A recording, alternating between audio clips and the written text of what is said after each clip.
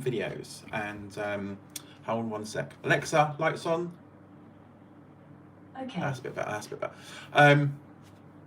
I've been trying to make some videos. I made a video of a new PC that I've got, and I put up my hard drive and went to edit it, and it corrupted the files. So I haven't got the machine anymore. It's gone to the client site, but I'm going to make a visit and go and do a review at the office where I've installed it. So I couldn't use those clips because I did the review for excellent review. It's going to be brilliant. You're going to love it. And then finally my hard drive corrupted. So this is where this bad boy comes in. So I've decided now to go back to a hard drive, a docking station, using physical disks to store all my stuff on, where I'll be using NAS Solutions, which is one of these boxes here. This is what I currently got. What I currently use, not this one particularly, because it's still plugged in the other one, but I've got two of these. So the other one's got two 10 terabyte hard drives into it, and they're mirrored.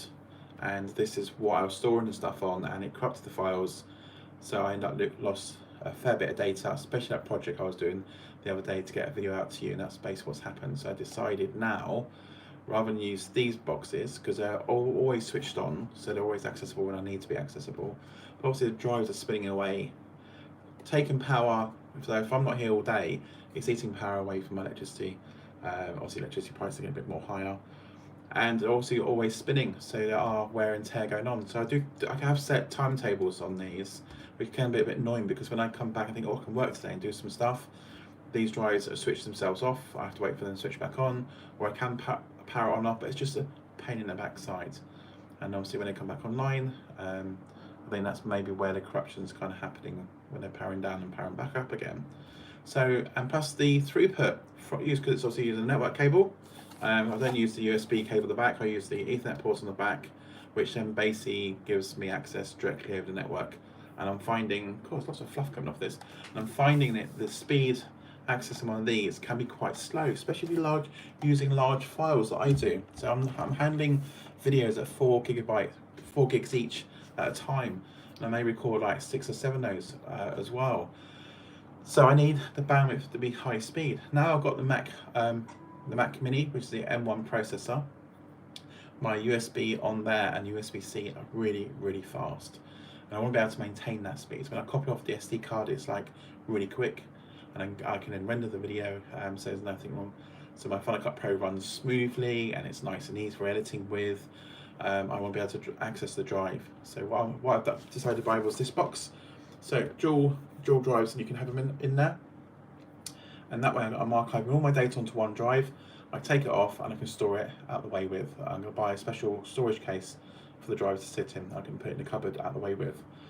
And that way I can just buy, I'm going to buy 4 terabyte drives at a time, so around about £80. I can flip it in there, dump all my data once I finish with the videos, because I don't like ever delete anything. Take the drive out, put it in the cupboard, and then put a clean one back in, and away we go as well. And also I'm going to have 2 drives in here, and I'm going to dump all my files I copy down to both drives, and when I finish the project I can then dump one lot onto an archive drive, or I can just name it archive drive, delete the other drive, start again. And so that way I've always got dual copies running. And once I finish with all my data, I don't need to edit anymore, I want to store it. Once the drives are full, I'll take one off, that's the archive disk, the other one I can just reformat it, put another drive in, reformat it, and then do the same again, mirror across both of them till they're basically fill up. And that way I have an archiving going on. The speed to this is incredibly fast. When I move large files, it's very, very fast. So copying much quicker than before, because sometimes I'll be uploading tons of stuff. Especially if I've gone out all day long shooting stuff, and I get back and copying out can be just a pain in the backside. And moving these files, because I'm sorting all my drives out, I've got 3 terabyte drives, I've got 10 terabyte drives, I've got a 4 terabyte drive, all different various sizes, and everything's dumped all over the place. I'm spending the weekend getting it all into one drive, filling them up so I know exactly where everything is, and trying to get a bit more organised for 2020. For 2022, so I can be a bit more organised as I go forward, and I can then line these drives nicely as I fill them up and stuff, and then go offline. Don't need to be powered on, and then basically won't be eating through. They only need to be powered up when I need to access the files, so they don't always need to be switched on. So they'll come on when I boot my Mac up. When I've done my editing, I'll turn my Mac off, drives are powered off, and they're offline. That way, if there's any viruses going around, they won't stretch across. There's no hackers hacking into my drives because it's switched off. So nice and safe itself. So that's what I'm doing with these ones here. So got a lot of data to move. I'm moving about 20 gigs of data. So not 20 gigs, that's a lot of 20 terabytes of data. Probably got more than that, John. Probably about 40 terabytes in total. And I've got a lot of drives. So I've got to organise it a bit better as well going forward. That's what I'm trying to do at the moment. So this was Amazon, £16. It's got 6 gig throughput. It's got 5 gigabit throughput for USB-C. It can take the 2.5 inch drives and the 3.inch drives as well. It's got a cloning function on it, so you can unplug it from your Mac or your PC, put 2 drives in it. There's also one, I think slot A is a master drive, slot B is your blank drive. Press the little button on the front of it, it's got that like here, and it'll clone it for you. So it's great for cloning, but I don't think I'll be using clone drives. But that might be actually good if I dump all the data on one and just press a button to clone it across the other drive. That might be quite good. It's great, maybe a great way of duplicating your drives as a backup. Depends if you want a backup of a backup, because you can go all night with like backups of a backup and so forth. But yeah, so that'll do me until I can afford to buy a proper NAS system with lots of decent hard drives going to them, maybe bigger size, because I'm looking at a lot more storage. But this will do me for the moment. Connecting to this and saving stuff is super fast. It does me for the moment, and that'll speed my time up a lot. And maybe when I do another review, I won't get the files corrupted on this system. So there you go, £16 from Amazon. And eventually when I get around to I'll get all the links and put it in the link below. Also, I've got the Amazon store shop you can go on to. So check that out on my YouTube channel up there somewhere. You'll see my Amazon storefront. I'll add that into the. I'll probably create a new storage on my shop front with discs that I kind of buy and recommend. I've currently got, I think they are Seagate iMorph drives I use a lot. I'm just trying to work out what's in this disc. I think these are kind of the same as well. So let me take this out. I can tell you what I actually use. I know my 2 10 terabyte drives are in the current NAS drive. They cost me a lot of money, about £260 each. And there's the 2 of them, and they're 10 terabytes each. I know you can get iMorph drives up to 16 terabytes in single discs now, so that might be something I'll be considering, but it's still about £300 or £400 though. So for the moment, I will stick with these ones. So there you go, Seagate iMorph drive, 3 terabytes in size, and I think the 4 terabyte version currently at the moment on Amazon is about £76, I think it is. So I might buy a few of these for the moment. I mean, 3 terabytes, 4 terabytes, quite a reasonable size, and get a lot of archiving of data on that one. I just realised I didn't realise I had 2 in this old machine because I've lost the power supply for it. So these are kind of empty. So I've got 2 more discs to archive all my stuff on. And I was kind of thinking this afternoon, thinking I need to buy more discs, but I don't. I've got 2 more spare ones actually. So that'll do me for a little while longer anyway. So yeah, so the Seagate iMorph drives, they're built for NAS. So later on, if I decide to buy a NAS drive itself, I can repurpose it, these discs as well. And these come with quite a long warranty. So when you're buying hard drives, don't think there may be a year or so warranty drives on them. You know, they're quite, it's like 4 or 5 years warranty you get them on now. So that's awesome. And if you ever get a hard drive in a desktop and it's gone, and you take it out, because normally you find the hard drives have longer warranties than the PC themselves are. It's always good to check it out as well. So there you go, 3 terabytes iMorph drives, around about £70 to £80 on Amazon. That'll do me for archiving my data. The bay to plug them into works on PC or Mac or Apple Mac, basically laptops or Mac laptops, doesn't matter, they work.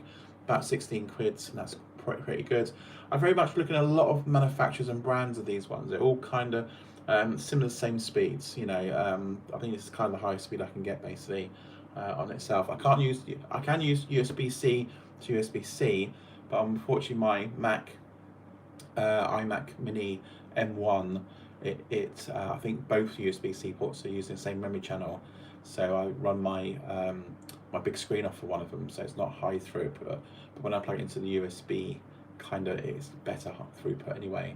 So for the moment, that'll do me until the new Mac Mini comes out that has a better processor in it and able to have more USB-C ports. may I get more speed out of it? Who knows? I won't know for a while until they release a new Mac Mini very soon anyway. So that's my general talk. Why I'm going over to those kind of discs rather than my NAS drive, purely for speed, and purely because these hard drives can be formatted to the Mac format, knowing they're pretty damn safe, because at the moment they're formatted to the NAS kind of format, and I don't kind of trust it because it's corrupted quite a few times. It's not the first time it's corrupted. It's corrupted quite a few times in the past. Last year it corrupted a couple of times, and it's like there's something going wrong here. So it's got to be maybe the hard drive. So to be honest, I've truly tested the drives externally on and they work really well, and they don't corrupt when the Mac format next. I'm going to stick to that anyway going forward. So as I said, I'm going to be heading over to the office where I installed the HP all-in-one PC, which runs Windows 11 on. So I'm going to go over there and do a review again, because I did it here when I had it here, and some of the video I got, which was shot on my phone, I still got those shots, but I don't have the shots of the actual physical review that I had here. It was quite a good one as well. So unfortunately I'll redo that again this week and get that over to you as well. So for the moment I'll be doing live videos, live stream videos, to get videos out there for you guys. Please thumbs up if you like this video, hit that subscribe button for me as well. So if you're not following it, please follow the subscribe button, subscribe, and the notification bell icon kind of thing, hit that as well. And I will do a live stream every single week, and I will also try and video in between that too as well. And I've been working on another project for another client. She's a seamstress. She been behind a lot of the movies, like trying to think, Doctor Strange was one of them she mentioned. Duplicate Ascending, which is on Netflix. She's done quite a lot of films. She's been on the Bond films as well, making all the outfits. Her video channel will be coming up very soon. We are working on contents for her channel. She's an amazing woman, lots of background on a film side that she can talk about now, and she'll be teaching you guys how to sew and make outfits, things like that, if you want to know. But you get to know more about her and working in the film industry, not just for the movie industry. You talk about Netflix, she's worked on Amazon Prime, the BBC, she's worked on projects there, drama series, things like that. So that channel will come out very soon. I'm shooting lots of video there. I'm spending 2 days a week with her making YouTube videos. She's awesome. She may appear on my channel here talking about maybe some reviews and stuff. I'm actually getting her GoPro to film on, and getting her sound equipment and stuff like that. I'm filming as well, teaching her to film, teaching her how to edit, so she can basically a bit later on down the line be able to do her own video and editing as well. So those kind of projects I'm working on behind the scenes. So I need to do more of this for you guys, which I'm going to do. So I'm going to do one video a week, talking to you, reviewing something live with you, so you can interact and chat back to me if you wanted to, and I'll shoot some normal serious videos and upload those later as well.